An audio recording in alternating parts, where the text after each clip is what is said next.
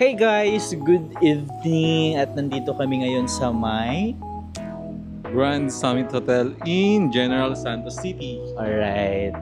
Ngayon guys, nagde-date kami ngayon. Sineselebrate namin ang aming ano? 8 months, sorry.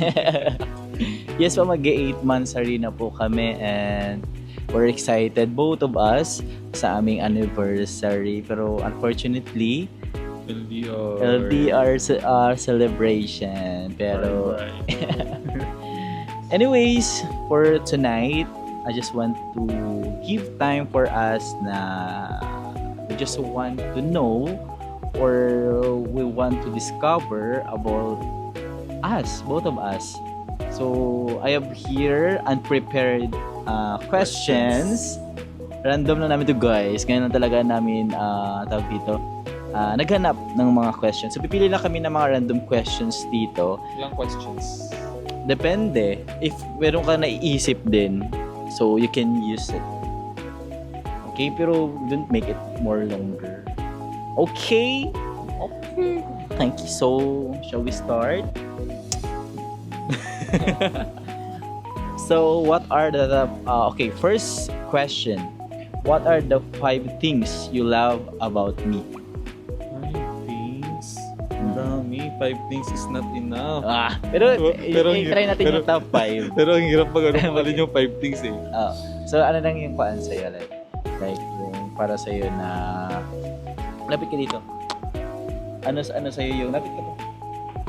Ano lang yung feel mo top 5? Top Mo. 5? I'm not sure if I was ng top 5. Top 5? What are the 5 things you love about me? Mga gusto What mo sa 5 akin. things I love about you? Ah, 5 things. First is family-oriented ka talaga. Yeah. Ang layo ng kinalakhan mong family environment kasi sa akin. So, yun lang. Napaka-family-oriented mo unlike sa akin. Demonyo. grabe siya.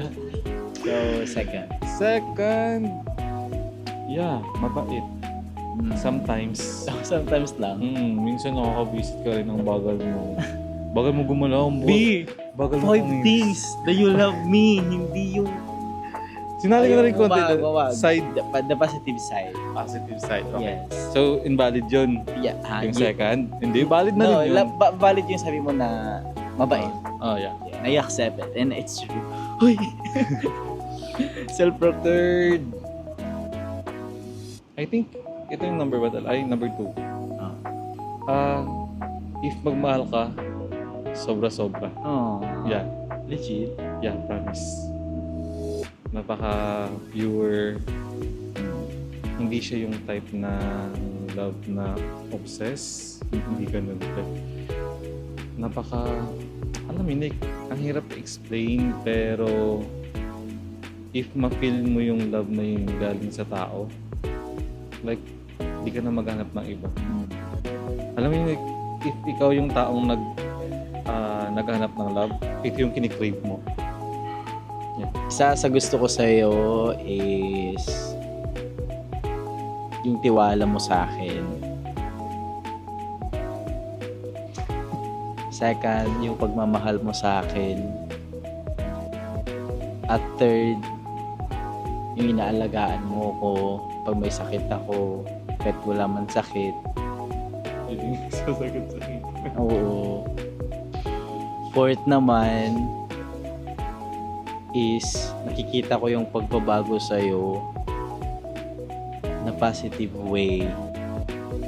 Legit. Oo, like madami kang mga bagay nun na gusto mong gawin and then you realize by yourself.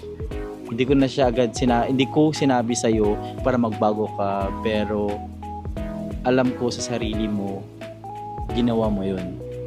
Kasi yun ang alam mo makakabuti para sa atin at para sa akin. And then last is yung sinasamahan mo ako sa lahat ng mga vibe ko. Kahit hindi kahit hindi ka tawag dito, kahit hindi ka ayaw mo yung mga bagay na yun, ganyan. Pero andyan ka, nakasuporta sa mga gusto. No choice. Che. Okay. Okay, next question. Ako mag-question. Ah, Ilan tayo ng ano dyan? Sige. Siguro Yeah. mga 4 questions lang. So, naka-1 na tayo. so ano sa'yo? Where do you see us in a year's time? Kung magsiset ako ng time, like kapag 7 to 10 years, ganun, nakikita ko yung sarili natin na magkasama na sa isang bahay. Like Siguro 10 years, so kailangan tumulong. Oo. So like alam mo yun, kung gusto ko nga hindi na LDR. Like for good na. For good na. Like, meron na tayong negosyo, like, tayong dalawa lang mismo nag-ooperate, ganun. Like, we just live together. Like, legit na together. Same din sa Kasi ayoko naman kasi, guys, na, alam mo yun, like, pagiging pabigat sa pamilya ko or pamilya niya. Gusto ko din kasi, in the future na, kapag mag-survive kami in this world, kami lang dalawa, sacrifices, achievement, I think kaya natin. do you think? Yeah. Ganun din Bawas- para sa'yo. Bawasan mo yung pagiging magastos mo. Makakaya natin yun. Pero unti-unti naman ako nagbabago, guys. Di ba? Konti. Konti. Siguro sa 100%, 0.1% pa lang. Grabe siya, nakakasakit naman. Bawal po i-edit Jen. yun, ha? Oo. Then, unedited yan. Don't worry. Okay, next question is, where is your happy place? Happy place? Hindi ko alam. Honestly, guys, di ko alam yung happy place niya. Pero siya, alam niya yung mga happy place ko. Pero, choose one sa mga gusto ko, ha? Tops. Ha? Tops. Ayan.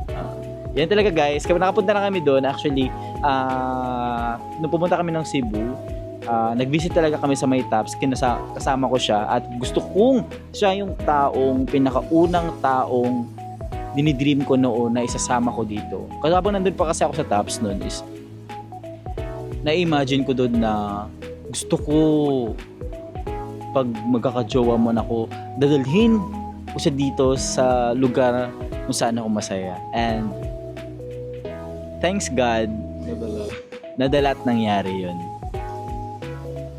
Sa akin, bahay lang. Ha? Sa bahay lang. Ah. Kasi, doon yung place na komportable ako. Like, Parang kuhaan kasi siya, guys. Parang siyang semi-introvert. Ganun. Pwede siya nocturnal kapag gabi lang siya active. Kapag gabi lang siya active, di ba? basta ganun, sa bahay. Bahay lang. Isipin mo, ikaw lang yung inuwi ko doon. Naman. Pinakilala Sa next video namin, guys, gagawa kami ng vlog about naman siya sa mga about na sa amin mismo. Next vlog natin. So, abangan nyo, guys. Like, about na sa atin, like, ay mga kagustuhan natin. likes, mga dislikes. Oo. ganyan. About na sa may mga abangan. Okay, next question tayo.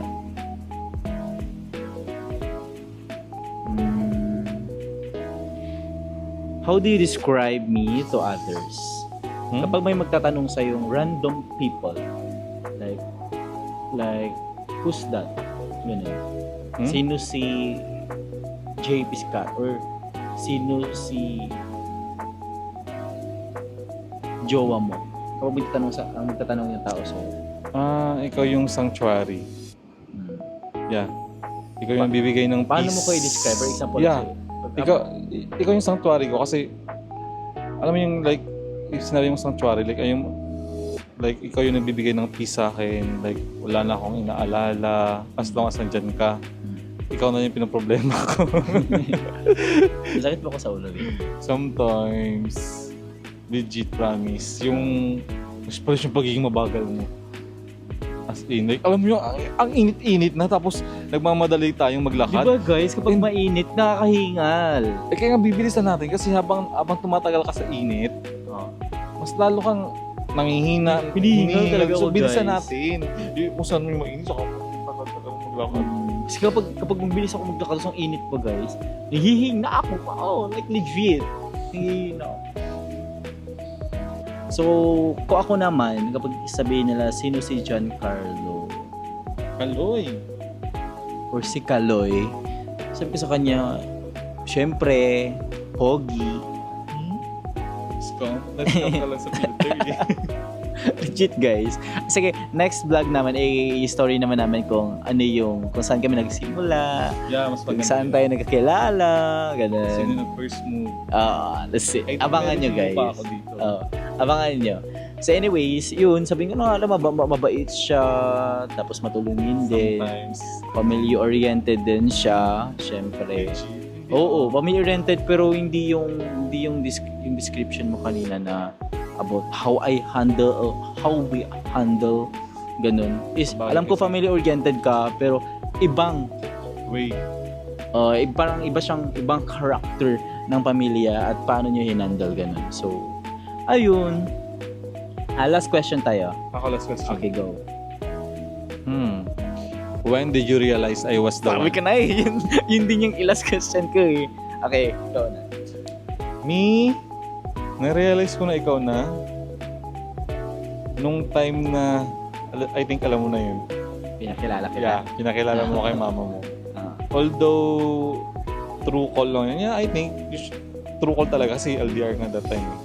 But napaka-unexpected. Like on duty ako nun, Ah. 'di ba? Duty ako and then kayo papunta kayong garage. So, Story natin yan next time. Basta yun yung moment na alam mo ako na. oo. Kasi ako gusto Pinaniniwala ka noon like yung sinabi ko sa'yo na ikaw yung una. yung legit, Oh, yung legit syempre. yung legit Oo. like Ikaw yung unang sometimes pinakilala ko. until na naisip ko pa rin na okay, parang joke pa rin ganyan parang hindi pa rin totoo agad. Hanggang ngayon. But na-prove naman ng mga family mo na nakilala ko in person na okay, ako lang yung first. Ngayon, di pa rin? Yun nga ang sabi ko.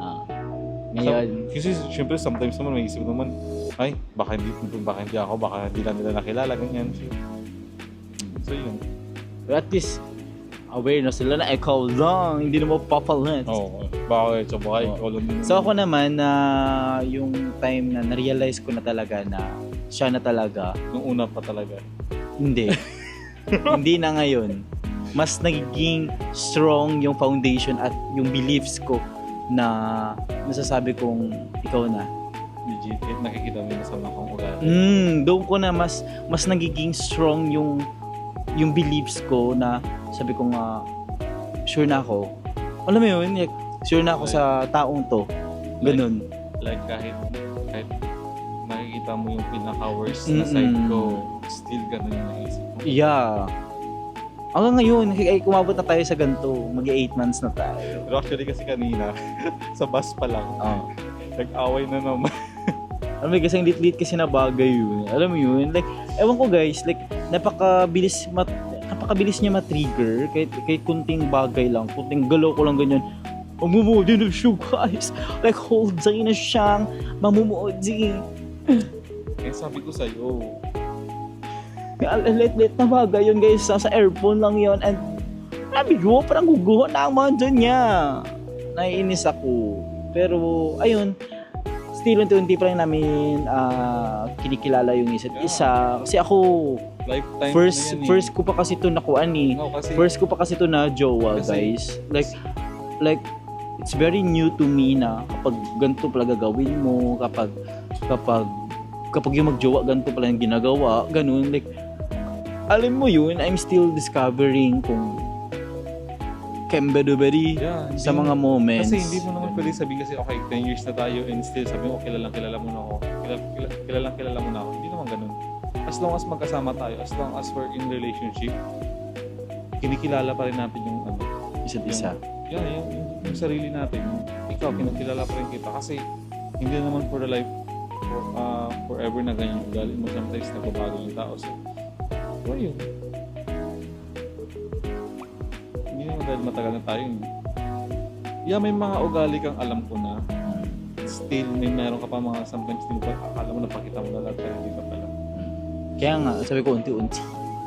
Unti-unti pa na namin kinakilala isa't isa. Pero, in the present feelings, I'm so happy with my Kaloy.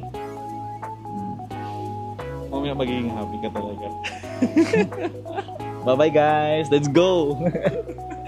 Anyways, that's it. I think wala ka na bang ibang mga questions or next video. Gagawa kami next video para naman na ma-share namin sa inyo ang aming journey, kung saan kami nagkakilala, kung sino yun ang ligaw. Charot lang. May nanligaw ba? Tapos, Yun gusto mo lang. yung ano? Ano pa yung gusto mo? Wala na. Wala Ikaw na. lang yung gusto ko. Di wow.